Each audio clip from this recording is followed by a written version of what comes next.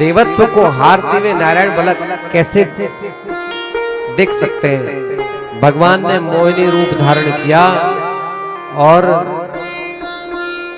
मोह लिया दैत्यों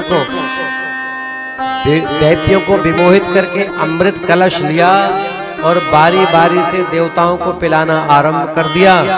और बारी बारी से देवताओं को जब भगवान अमृत पिला रहे थे तो उस देवताओं की कतार में राहु भी आकर बैठ गया था। बगल में सूर्य चंद्रमा भी बैठे हुए थे। राहु जैसे आकर के बैठ गया, भगवान ने राहु को भी अमृत पिला दिया, मुख में अमृत चला गया। और सूर्य चंद्रमा ने इशारा कर दिया कि भगवान ये हमारे कुल परंपरा का नहीं है, ये दैत्य है, राहु है। छल से बैठ गया इधर वेश बदलकर। भगवान ने उसी समय सुदर्शन चक्र से उसका सिर छेदन कर दिया। तो मुख में जो अमृत था अभी भीतर गया ही नहीं था। जैसे गर्दन कट गई तो अमृत जो था वो सीधा पड़ गया, बाहर ही गिरा मुख के साथ ही। तो वो अमृत जो गिरा जमीन पर, वर्णन तो ये आता है कि उस अमृत की बूंद से ही लहसुन और प्याज का जन्म होता है। प्रामाणिक बात लहसुन प्याज की जो वर्णन शास्त्र में है वो यही है। क्षमा करना, कुछ लोग कहते हैं कुत्ते के अंडकोश से बना है, कोई कहता मल से बना है, बहुत अलग अलग तरह से कहते हैं, लेकिन ठीक है, शायद इसलिए वो कहते हैं ताकि आप प्याज लहसुन का सेवन न करें। लेकिन प्रामाणिक बात आपको बताते हैं, वर्णन ये है कि राहु के मुख का जूठा है अमृत, जो जमीन पर गिरा उससे प्याज लहसुन हुआ। तो आखिर भगवान को आप भोग लगाओगे, भोजन बनाओगे, प्याज लहसुन डालोगे, तो प्याज लहसुन जो है वो जूठे अमृत का फल है, राहु के जूठे अमृत का फल है। तो क्या दैत्य का जूठा भगवान को भोग लगाओगे? नहीं, भगवान को भोग लग नहीं सकता। तो भक्तों ने कहा कि जो हम भगवान को भोग नहीं दे सकते वो हम क्यों खाएं? अपने आप ही निषेध हो गया। फिर चूंकि दैत्य का जूठा है इसलिए तामसिक गुण आ गया उसमें।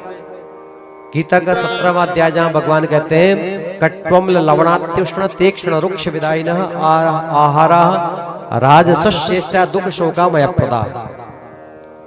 कटु अत्यंत कड़वा, अम्ल बहुत खट्टा, लवणात्युष्ण बहुत नमक वाला, अत्युष्ण बहुत गर्म, तीक्ष्ण बहुत तीखा, रुक्ष बहुत रूखा, विदायिनः बहुत जला हुआ। जो भी पदार्थ जो भोज्य पदार्थ है ये आपके भीतर राजसिकता और तामसिकता देता है। अब प्याज को आप देखो, प्याज छीलोगे तो आपके आंख में आंसू ला देगा। तो आप जब खाओगे तो कुछ ना कुछ असर तो छोड़ेगा आपके भीतर। और अगर आपको भजन करना है तो आपको उन चीजों को छोड़ना पड़ेगा जो आपके भीतर तामसिकता पैदा करे। तो भजन भाव के लिए तो सौम्यता, सात्विकता ज्यादा चाहिए। तो इसलिए तामसिक गुण के कारण इसे निषेध कर दिया गया संतों के द्वारा, शास्त्रों के द्वारा। लेकिन हम एक बात बहुत अधिकार के साथ कहते हैं, कुछ लोगों को समझ ना आए, कुछ लोग कुछ भी विचार अलग तरह से हमारे बारे में सोचे तो सोचते रहे, लेकिन फिर भी हम एक बात कहेंगे, आप बीमार हो, आपकी तबीयत खराब है और आपको पता भी नहीं है कि आपको वो वाली दवाइयां दी जा रही हैं जो कि नॉनवेज से बनी है, जो मांसाहार से ही बनी है, मछली के तेल से बनी है, अलग अलग किसी चीज से बनी होती है। और चूंकि किसी खास तत्व को आपके भीतर पहुंचाना है तो डॉक्टर उन दवाइयों को लिखता है और आप आंख बंद करके खा रहे होते हैं।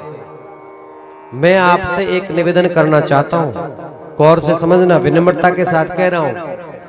अगर आपकी तबीयत खराब है, गड़बड़ हो गई तबीयत और कुछ तत्व की कमी हो गई, उस तत्व की पूर्ति के लिए अगर आपको मांसाहारी कोई चीज लेनी पड़े तो इससे अच्छा कि वो तत्व प्याज और लहसुन से अगर आपको मिलता है तो प्याज लहसुन आप खा लेना, उससे आपका धर्म भ्रष्ट नहीं होगा। मांसाहार कर लिया तो जरूर नरक में जाओगे। औषधि के तौर पर दवाई के तौर पर मजबूरी में आपको लेना पड़े तो लेना, लेकिन अति उत्तम है अगर आप छोड़ सकें तो।